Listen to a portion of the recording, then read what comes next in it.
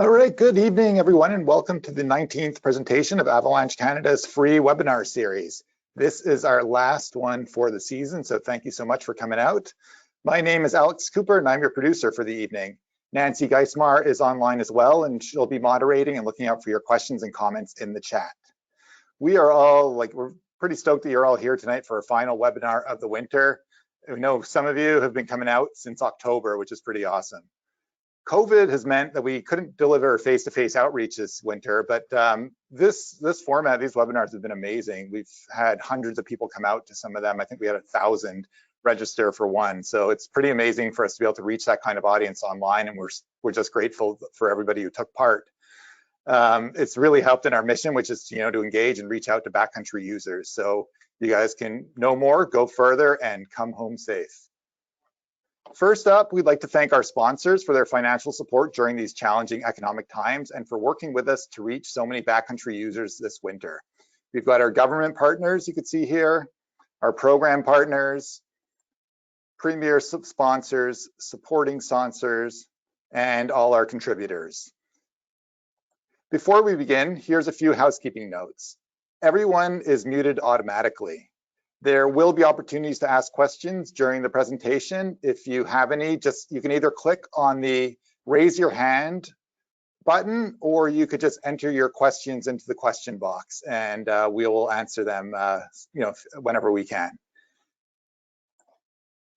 Anyways, tonight our presentation is on cold snow in the Yukon and the transition to spring. This presentation looks at the driving forces that shape the cold climate snowpack and as well as the state of the snowpack in the Yukon so far this year. With spring starting, the snowpack is changing. It's warming up and days are longer, which entices people to get out into the mountains more. We'll be talking about how this change in seasons affects the snowpack and the signs of a snowpack becoming unstable at this time of year. Our presenter is Drew Nylen. Drew is part of Avalanche Canada's Yukon field team. Though he's relatively new to the area, he is no stranger to these unique cold snow climates, having developed ski programs on Baffin Island in the high Arctic for the past 7 years. As an avalanche technician and ski athlete, he has built up his experience between the Rocky Mountains, the Purcells, Hokkaido, and the Arctic Cordillera. All right, Drew, are you there?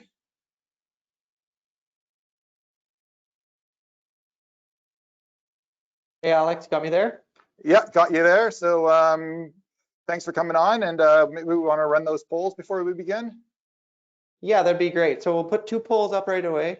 Thanks for the intro. And one will be on your preferred method of interacting with the backcountry, and then the other one will be kind of your level of your Avy savvy. So we'll just get some answers there, and then I'll jump right into the presentation.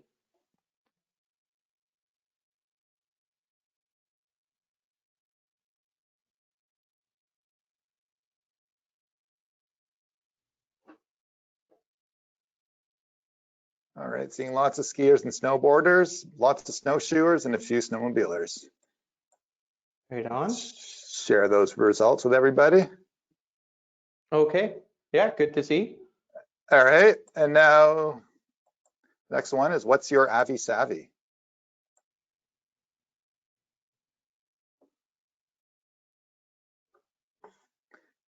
So yeah, do you have your AST1, your AST2, are you professional? Or maybe you've just taken a little bit of education here. You can see about half, 3/4 of you have AST1 or AST2, which is pretty great to see. Awesome. I'll pull up I'll share the results here. All right. Yeah, that's awesome. Okay, yeah, great. Numbers. Yeah, so from here, we'll just hide that, and I will let you take control, Drew. Thanks so much. Okay, once I get the screen here, I will try to show that with everyone. Everyone seeing my title slide there? Yep, you got it. Awesome, great. So I just wanted to say thanks so much for having me. It kind of came up last minute, but I'm super excited to chat about some things that are fairly near and dear to me, having spent some time in some cold snow areas. And I also wanted to thank just the professional and the recreational backcountry community. in the Yukon. They've been super welcoming. Like the intro said, I haven't been here for a really long time, but I've felt really welcomed and had great opportunities to learn from a bunch of professionals and recreators alike. So let's put a big umbrella over the whole thing. So I'm going to try to break down my presentation into a couple of pieces. We're going to start with the cold snow, then we're going to go in the Yukon this year, and then a piece about how we transition into spring. And I'm going to try to wrap it up at the end with a bit of just some stuff we can take into the field, some really tactile things that we can go out there and use in our daily travel habits. So here's the Yukon field team. I just wanted to introduce the team. That's Alistair, James, and myself. And what do? We're the eyes and ears of the forecast office. The forecast office is down in Revelstoke. We provide them with weather actuals, snow observations, and kind of give them a sense of the local nuances, the little gems that come from traveling in the area that you can't quite pick up from the telemetry. Great, let's move that there, good. Okay, so let's start with cold snow. So first cold, this is a graph showing the past 10 years of the max and min average temperatures for the White Pass. So you'll see us, we're kind of down in our min temperature kind of goes into the -20 region or the -18 region for quite a bit of the winter. And our daytime highs kind of hover around the -10 or -13. And so that's what justifies our cold bit. And then here's the average snowfall amounts for the past 10 years in the Yukon. So what do we see there? We see that for the past 2 years since I've been here that there have been huge spikes in snowfall. So they have been unique years. So in those ways, I'm still waiting for that classic Yukon winter to come, but it's just been really snowy since I've been here. But those are really important numbers to see. So some of the cold snow driving forces also rely on a shallower snowpack. So we won't necessarily see the mechanism for them everywhere in a year like this, but we'll still see them in shallower places. So this is great. This came out maybe 2 weeks ago, and Nancy actually has a link to this one. It just shows the percentage of precipitation, the snow water equivalent this year in compared to an average. So it's quite high if you kind of follow the Lynn Canal up into the White Pass area or the Paddy Peak area. You see that kind of 200% of what we normally get.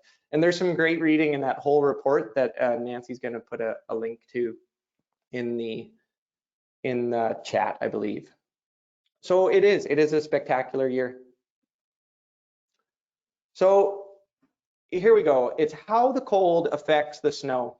And what I need is everyone just to bear with me through a couple slides. I've been told many times it's not how you do a PowerPoint presentation, but we need to understand kind of really two things, but we need to understand kind of how they work to move forward in the cold snow climate. They're a bit technical, but we'll just get through them, and then the rest of the presentation will make more sense. So the driving force of cold to the snow is the temperature gradient. It's usually expressed in degrees per 10 centimeters. And more than 1 degree per 10 centimeters is too much for the snowpack, and it struggles to change in that way. And so it becomes weaker through the temperature gradient. So if you've ever seen avalanche professionals out measuring the temperature of the snow, as you go down in it, it's to capture this. And this is basically a driving mechanism for how the snow becomes weaker when it's cold. I pulled that definition straight off the AvCan website. You can get it there and read more about it. So what happens when the temperature gradient is more than approximately 1 degree per 10 centimeters? Well, we start getting facets. And if you look in any of the writing in the forecast or in the field team's social media, you'll see we use it synonymously with the term sugar snow or sugary facets, and that's exactly what they are. They're that snow that grows around trees sometime or in really shallow areas and cold places.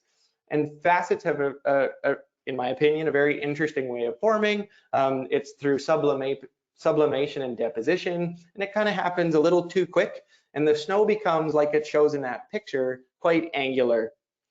And when it's angular, it doesn't really want to stick together super nicely, and it won't grow the bonds it needs to make a strong snowpack. And those bonds grow, and we call them rounds. But those bonds grow when there's a lot of pressure and when there's a much friendlier temperature gradient. So when there's less than 1 degree per 10 centimeters. And then lastly, just because this word comes up quite a bit, is depth hoar. So if you can see in that picture there, that's actually from the Wheaton earlier this year, and there's a grayscale kind of as you move down in the snowpack. And right at the bottom, it looks really airy and dry. And that's what's happening there. So those facets, or that sugary snow, is developing even more, and it turns into cups. And the cups really don't want to stick together, and they're quite big grains. And depth hoar is just a notoriously weak form of snow, often right at the ground and in really shallow, cold places. So that's all great to understand, but where do we find information about that? So those persistent snow crystals that really drive that cold snow interface in snowpacks is really hard to see. It's not on the surface, and it doesn't alter the way things necessarily look. So a super easy way to find out about them is you jump on the forecast. You absolutely want to take in the information on the front page, the headline, where we are, some mins, whatever it is. But if you jump over to details, you click that button, brings up this page. Boom, you get into the snowpack summary, and you can read about what's in the snowpack, the general assessment of what's in the snowpack. So things you may not be able to see as you're walking around or necessarily feel. So I'm going to draw your attention to the last line there, which is a favorite. And this has been in the Yukon Snowpack Summary for about a month, word for word, because it's exactly what's going on. That's why it's been in there for a month. So I'll read it. The Wheaton's continental snowpack is dominated by hard wind slabs overlying sugary facets and depth hoar. So that's a description of what's going on in the snow. And if I could drive 1 point home, if I could have you take one thing away from this, it's that when you see those words, sugary facets and depth hoar, you relate that to the second half of this statement, which is it's an untrustworthy snowpack structure that requires good terrain selection and travel habits. So they're a little tricky. They grow really slow. They change over large periods of time. And only by tracking them over time do you really have a gauge of if they're reactive to people, snow machines, or cornice falls, or whatever it is. So if I could just get you to relate those two in your travel habits, that would be a win for the entire webinar. So I thought I would talk about the Yukon this year. So we're a cold snow climate, but the Yukon this year is a little special. So it's been really deep. It's been really, we saw that earlier, 200%. So there's some deep snow, but it also had, well, it's had a number of things that I find interesting, and I think a lot of people have been really excited about learning more about. But one thing that was really exciting this year was in early December, so a time when we don't have typically all that much snow. We got a lot of snow really quick. We got over 1 meter of snow in somewhere just over a day. And that's a lot, and it was heavy. So it was heavy because it came in warm, and it had an amazing impact on the terrain in the Yukon. So all through the highway corridor, which most of us can probably attest to from having driven the highway, but even further back, drainages further back, places in the Wheaton, places that were outside of that like direct impact zone have had large avalanches this year that have cut new timber lines. So new lines through the trees, New ski runs have been opened. New areas to ride your snowmobile have been completely cleared out of willows because of that event. And it'll be really interesting to go and see them in the later in the spring or even the summer. There'll be just giant piles of timber where, you know, hundreds of meters of forest in some places have been obliterated. I did see on the Yukon backcountry snow sharing, local professional Eirik Sharp had been out and done a tree, I think it was Eirik, went out and did a tree core, and there was a tree that was 200 years old in one of the debris piles. So a really amazing event that probably hasn't happened in quite some time here. So the next bit I wanted to do was and you gotta keep this in mind as I talk about this. So these are going to be high level, broad brushes about kind of the snowpack regions that exist in our current forecast area in the Yukon. So we'll start closest, the most maritime influenced one is the White Pass proper. And I call that area essentially what's further away from Whitehorse than log cabins. That's a picture of log cabin. And it is about 300 plus centimeters deep, which is huge. And its dominant structure, if we were just gonna guess at any given slope in the White Pass, would be a well-settled, quite strong mid-pack, and lower pack. So the bottom 2 meters of the snow, I was out today doing field work with Alistair, and you couldn't put a pencil through it if you tried. It's really well settled, quite well bonded, and that might sound like it's always good conditions out there, but the White Pass has its own problems. It's an extremely windy place, so you often see this kind of short spike in avalanche hazard that quickly tapers off, and that's a reflection of the fact that those instabilities are quite often in the upper part of the snowpack. So as they get buried further and further down, they crush together and are less reactive. So the White Pass definitely has avalanches, but this year it's quite deep, and that lower part of the snowpack is quite well bonded. So the next area has got a lot of names, especially this year. We look around on the min and try to pick out where the blue dots are, and we hear a lot of different language around this. So I'm going to group it all together. So it's the Paddy Peak, Touchai, Highway Corridor, or sometimes referred to as inland areas. And this is a really unique place and quite interesting as well in its own right. So it's different than the White Pass in that the wind is not quite as strong. It doesn't get quite the same amount of snow. It's got about 200 centimeters plus-ish this year at the like tree line, alpine interface kind of elevation level.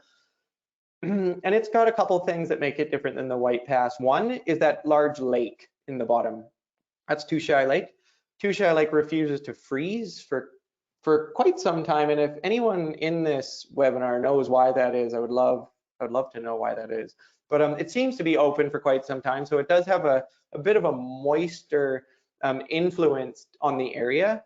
The terrain there is, I mean, as I'm sure most people see, is kind of couloirs, really steep breakovers in terrain that's different than the White Pass. So the wind here doesn't quite manage to affect every slope sometime.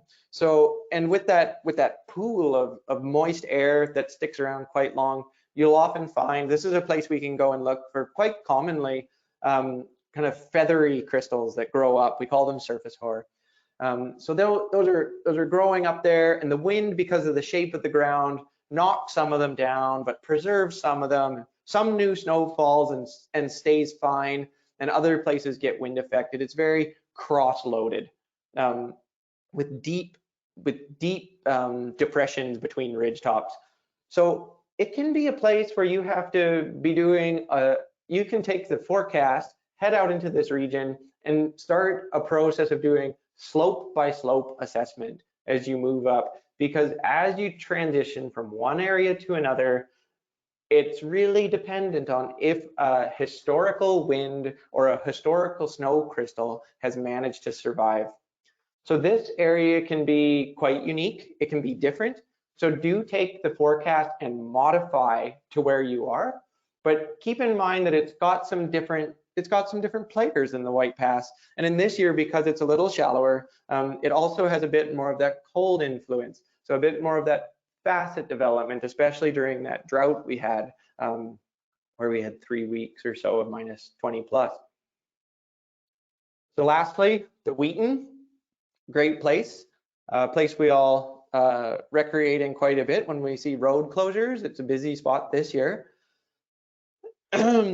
It's dominated by a weak snowpack structure, like we saw in the forecast write-up. It's got about 150 centimeters. That can be shallower in places. And it can still have wind slabs. It's a windy place as well. So there's your perfect mix of a weakness with something hard on top of it. And so it's a place that requires some pretty advanced terrain selection in certain cases. In meadows and in very steep, very sheltered terrain, you can sometimes find little pockets of stability. But when I go to the Wheaton, in my mind, I have the assumption that it is unstable, and I have to be convinced that it's stable there. In contrast to potentially other places where I might have a sense that the forecast is reading that stability is the norm and I'm looking for instability. So in the Wheaton, I do take extra care to find pockets of stability on the assumption that most areas are unstable. So the transition to spring, this is another, it's super interesting, but it's another piece where we kind of have to grasp some mechanisms so we can extrapolate what may happen as things change. So warming is a big part of the spring. And you can see here, this is a graph of the average temperatures in the White Pass area. And March lines up to a high of -5 and a low of -13. So that's kind of ringing true right now. It was -18 in the parking lot at Fraser today, and it got up to -3.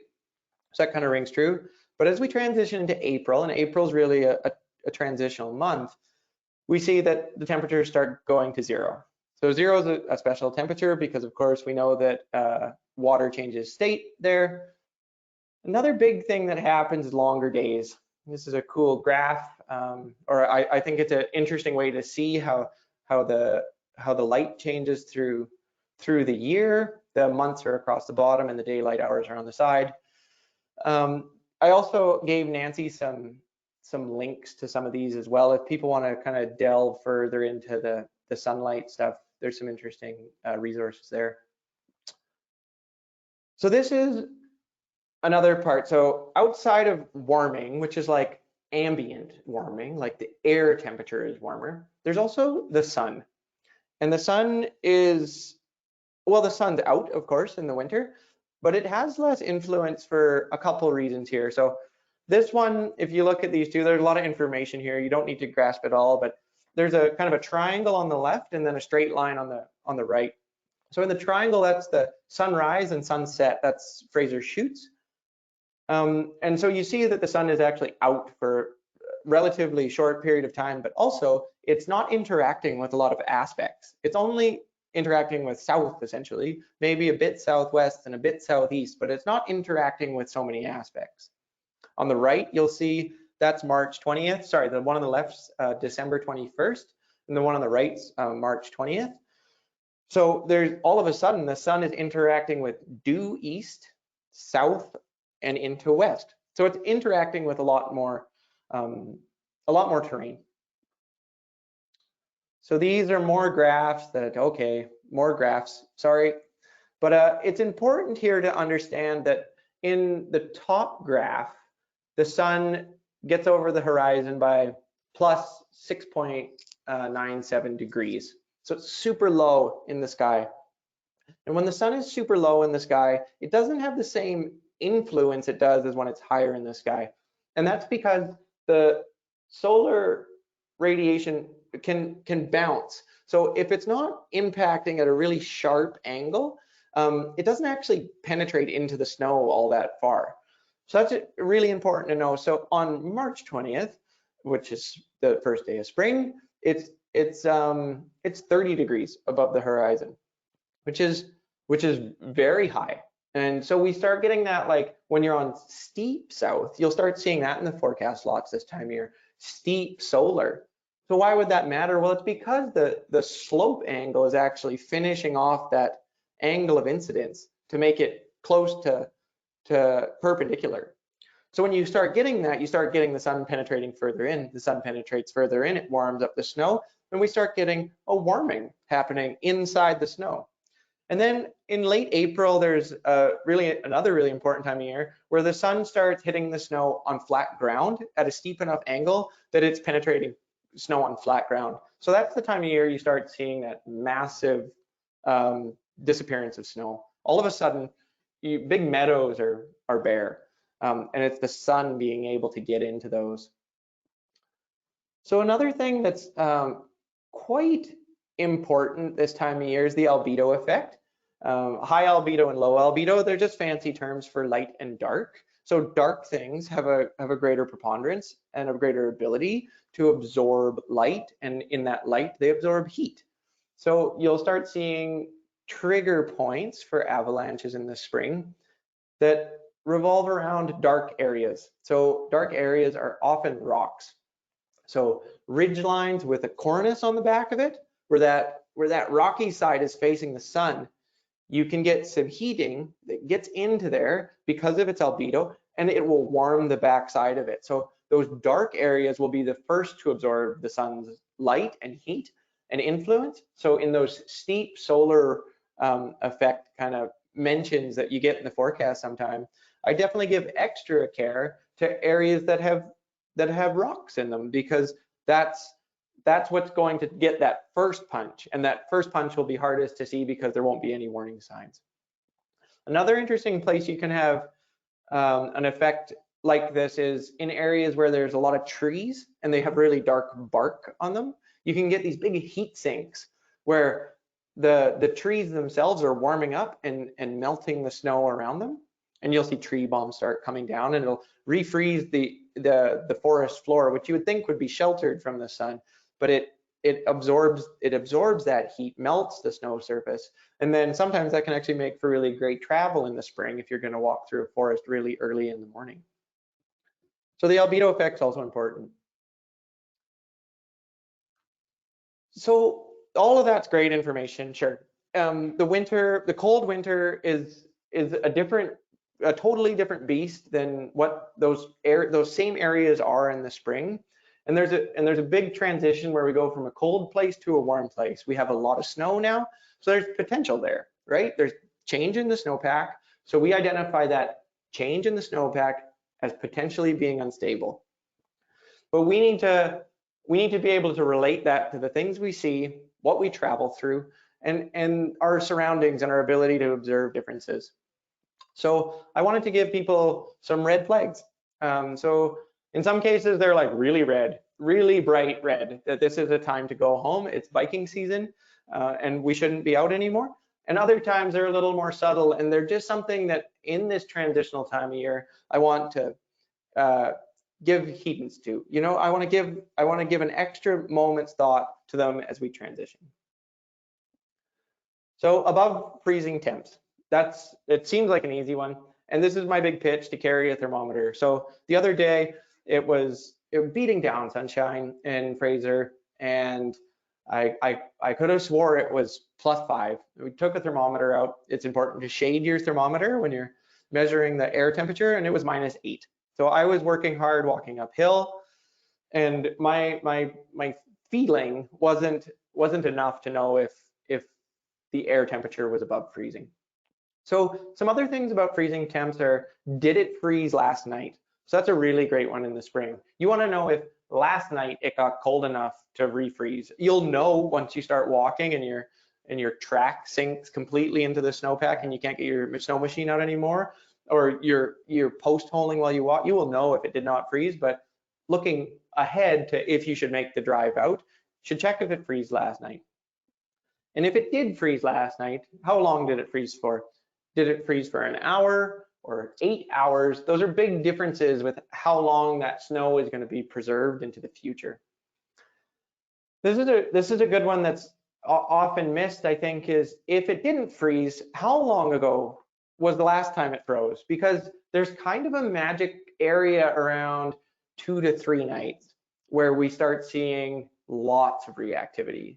So when it hasn't, okay, it didn't freeze last night, we might still go and try our hand. It didn't freeze for 2 nights. I'm starting to question most terrain, and it didn't freeze for 3 nights in a row. Get out the bikes.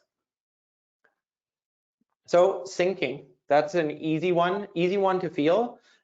So tracking the thickness of that frozen surface in the spring. So can it carry your weight, or are you just breaking through every step you take, or did that change over the course of the day? Because once that change has happened, that ice surface acts as a big shield. It protects you from, not you, but it protects the snow from warming up too quickly. So it keeps its own little microcosm going inside the snow, or microclimate. And when it breaks down, things start coming apart pretty quick. So you want to watch for that. And over the course of your day, you want to be tracking that. Another kind of sneaky one that might not be the most obvious in the world, but clouds at night, they keep it warmer. They keep the air temperature warmer. They act as a big blanket. Those clear skies in the spring can really make a hard, solid freeze. And they help the snow lose its long wave radiation, and it makes for a harder freeze, which will keep that shield for the snow longer. Wind, no surprise there that wind matters. It can maintain the surface temperature. It can cool. It can keep that air moving, and it can keep that surface temperature more intact. That like 1 centimeter just above the snow, it can keep that cool. Not something I've experienced here, but other places is sometimes when you get an outflow, so wind from the opposite direction it normally blows, you can sometimes get a warm wind, and the warm wind can break things down really quick, and they can sometimes break things down on north aspects where you wouldn't expect to see the sun. Rain has a great way of getting into the snowpack and altering snow crystals, breaking things down. Rain can be a lubricant in the snowpack. If there's an old crust, can percolate down, hit a frozen layer or an old wind surface, just run down the snowpack and make an avalanche. Rain at low elevations, of course, can mean that it's snowing up high. So sometimes rain's fine, as long as you're only going to go through that elevation band for a little bit.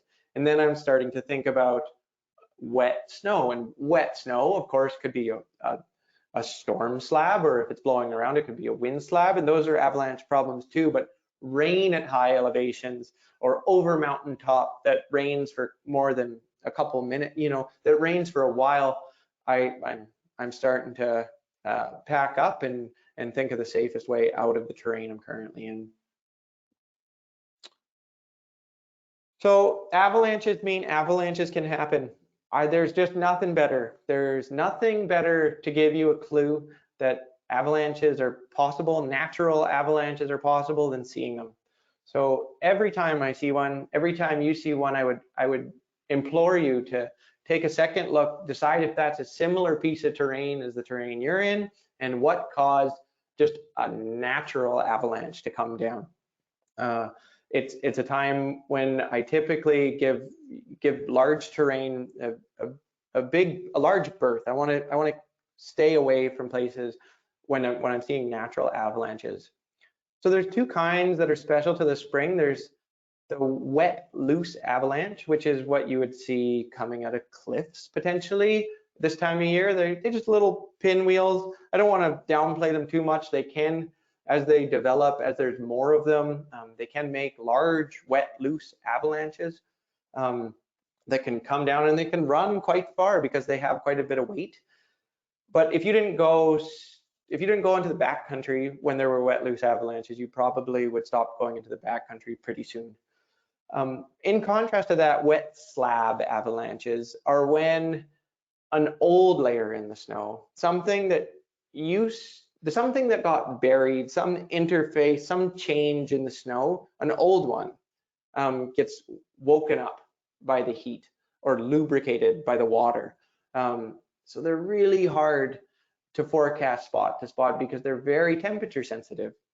And if there is an old weakness in the snow and it can be activated by heat, it's a big red flag for me. So wet slab avalanches are very strong. They can drive really far. They can get well down into timber.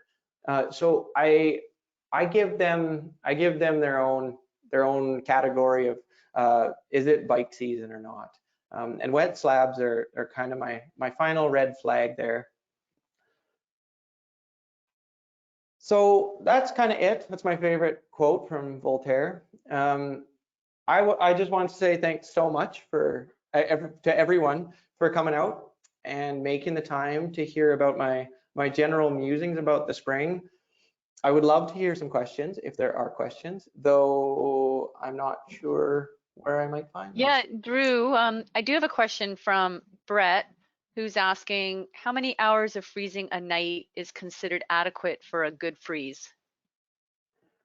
Yep, that's great question, Brett. That's completely dependent on temperature, right? So I would try to think of it less in effect or in causing a good refreeze. If you know it's frozen and the temperatures, so it's below freezing where you want to go, it's really how much of the snowpack and how sturdy it's become. So if overnight only 1 centimeter of the surface, or sorry, during the day only 1 centimeter of the surface became moist and it refroze for an hour, that's enough.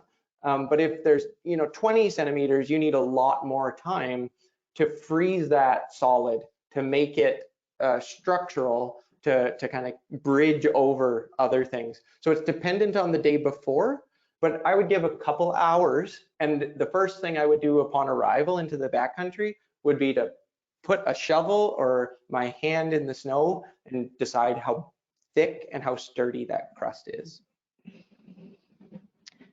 Thanks, Drew. There's a couple weather-related questions too. Are there weather stations in the Yukon at all the main areas you talked about, the Wheaton, White Pass, and Tuchy? Tushai? So, sorry. Their weather stations in the Yukon are an ongoing thing.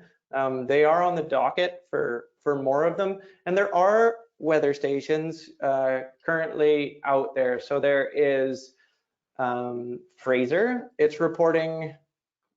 Fraser is reporting both snow depth and temperature, so you can find that there. Summit often is our wind, and Summit has not been working for quite some time for some troubleshooting reason we haven't been able to quite figure out yet. Anderson is in the Wheaton, and it reports, it may not be reporting currently. And then Racine would be the other one. They're all available on the Yukon Avalanche Association webpage, and they're also available on avalanche.ca, and they show up as like a little wind barb. This hasn't been our best year for having that kind of information available to us, so it's absolutely of great value to everyone if you do spend time in the backcountry to throw up a min, and if you do carry a thermometer around, to just throw up a temperature of what you saw, or even out of your truck in the morning. Great, thanks. A question from Martin. Could you share any insight into the more coastal area of the Yukon this year, Mount Logan area specifically? Oh, yeah. What I know of the area, which is very little, I haven't spent time there, is that they are also having a really deep year.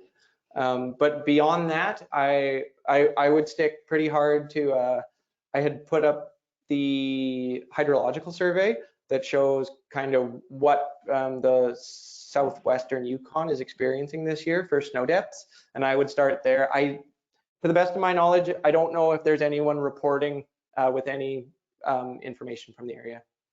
Sorry about that, Martin. Okay, And a question from Austin. What are your thoughts on the weak layer in the white pass 100 centimeters down tends to shear on a small facet layer? Interesting. Or maybe Wheaton pass. I don't know. He just calls it WP. So that could be Wheaton. WP is white pass. No, White pass. Okay. I'm pretty sure he's talking about the white pass there. So facet layer down 100, we can find it. It's in our experience and places we've traveled, it's been more on the Bryant Lake Fraser log cabin side. It has not been identified in a lot of places on the east side with the big Y, and so it's not in my big picture. Like every place out there in the White Pass and cold snow climates and windy places, they don't have exactly the same structure as a lot of places where you get a really strong sense of stratigraphy. In my opinion, in my experience, so those pockets of weaknesses absolutely exist. I'm not discrediting finding those in certain places, but when we're trying to paint the big picture and when we're looking specifically for avalanche reactivity on particular layers to give them validity into what we're looking at, we're not seeing it produce avalanches in that way as much as maybe like more recent buried old wind slab that potentially has a similar crown height but might not actually be on one of these old layers. Great, thanks. That's all I've got in the question box, but people, you could keep writing your questions in if anybody has a question. Oh, here we've got one.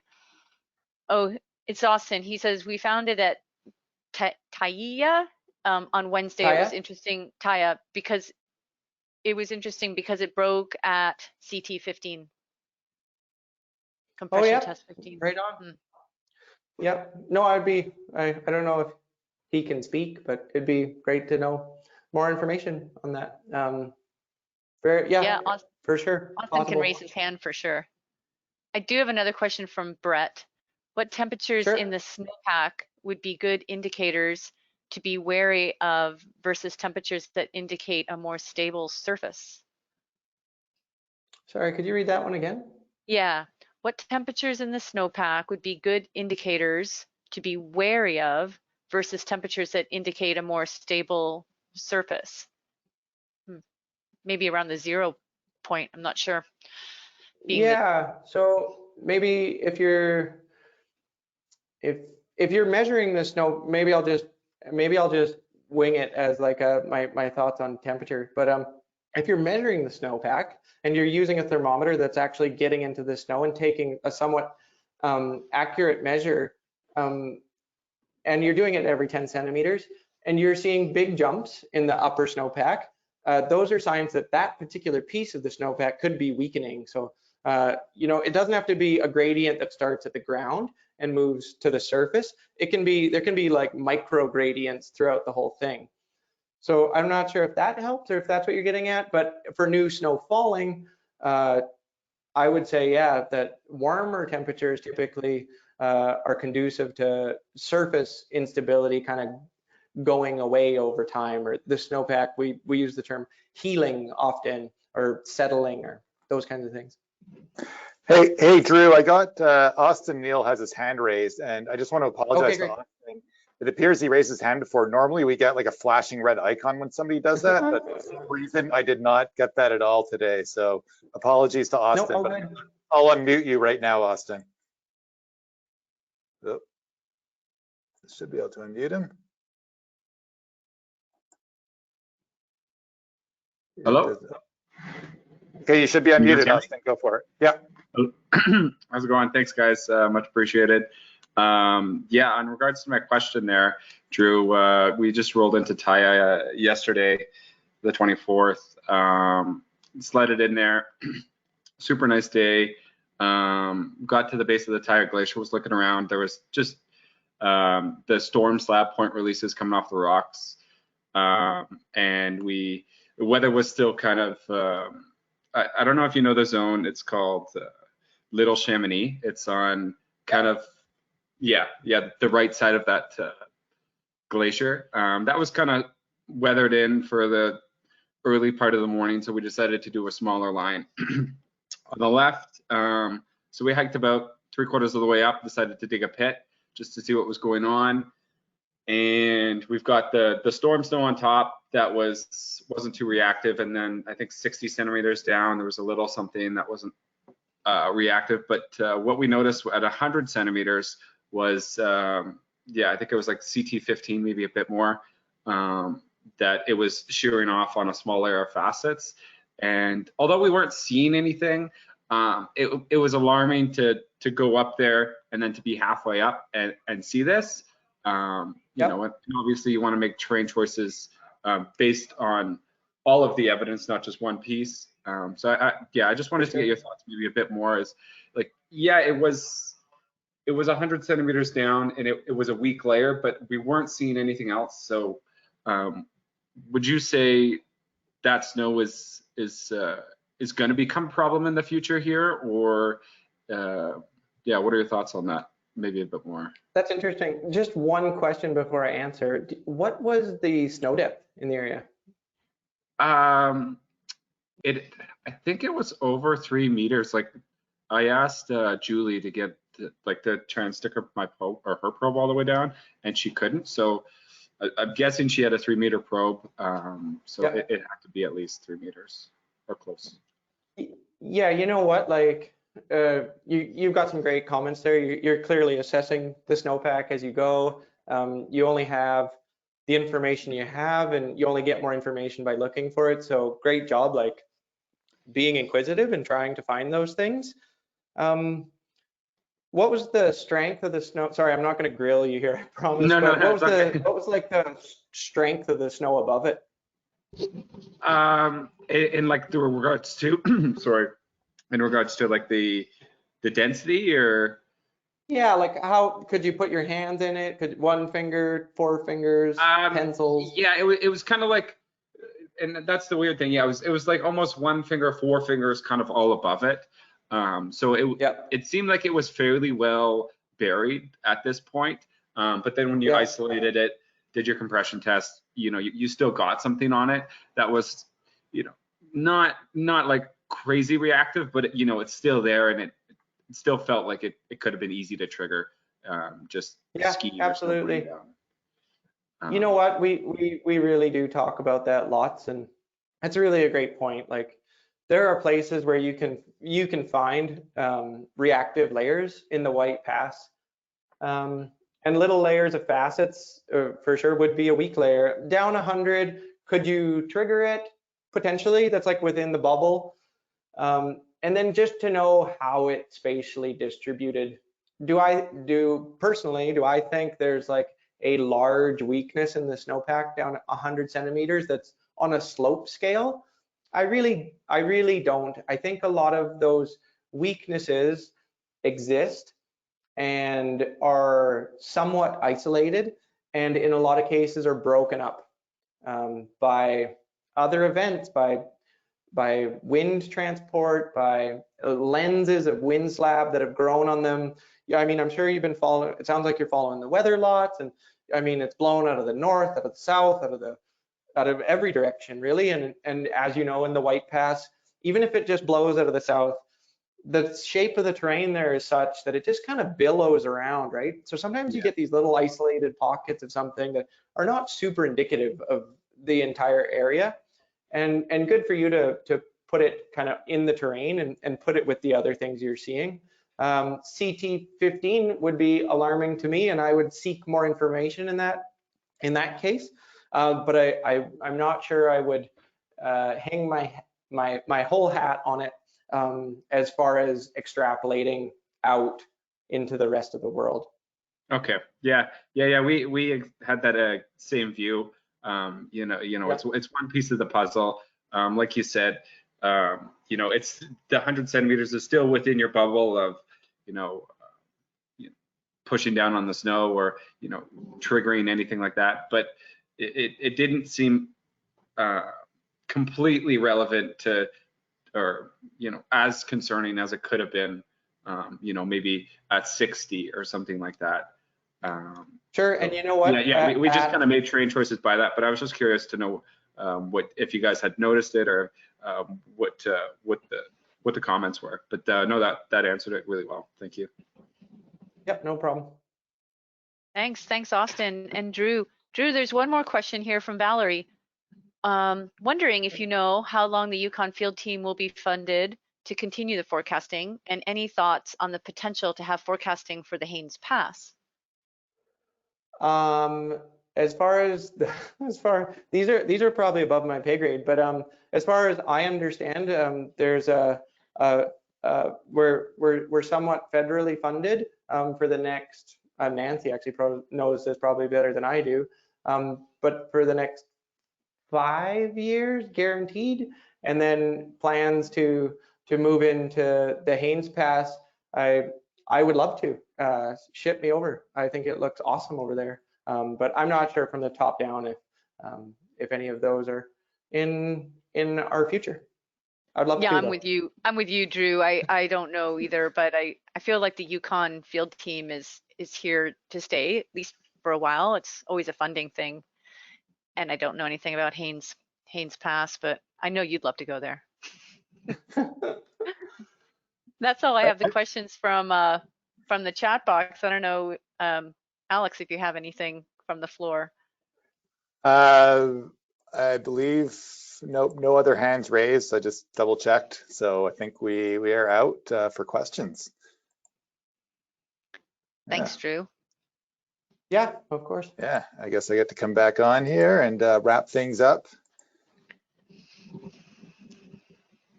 Yeah, thanks so much for that presentation, Drew. That was awesome. Like, yeah, just even down here in Revelstoke, where we don't get those, the cold snowpack, the transition to spring is pretty universal. So that, all that information was great. Yeah, so where am I? Yeah, so the other thing I got to say is, yeah, maybe I'm due for a trip to the Yukon. I'm guilty of never having been north of Jasper, so I think I need to change that and go check out some of the terrain you guys have up there. And it's too bad I can't go this year while you're having this banner snow year, but I'm not sure if a ski trip qualifies as essential travel these days. So another time, but yeah, just want to thank everybody for attending this evening. It's great to see so many people out from up in the Yukon. Yeah, as you saw, Nancy was sharing a lot of resources on our website that you can check out for more information. And while I mentioned Nancy, I just want to give her a big thanks as well for organizing all these webinars this year. She's done an amazing job putting all 19 of these together. So maybe just give her a little virtual round of applause where you're sitting.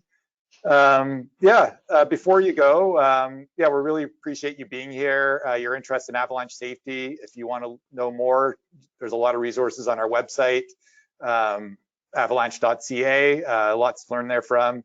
If you're kind of newer to the backcountry, we highly recommend our online tutorial, Avi Savvy. It was launched this fall, and it's pretty awesome. Even if if you want to brush up on your skills, or if you haven't taken an AST1 yet, it's a great place to start.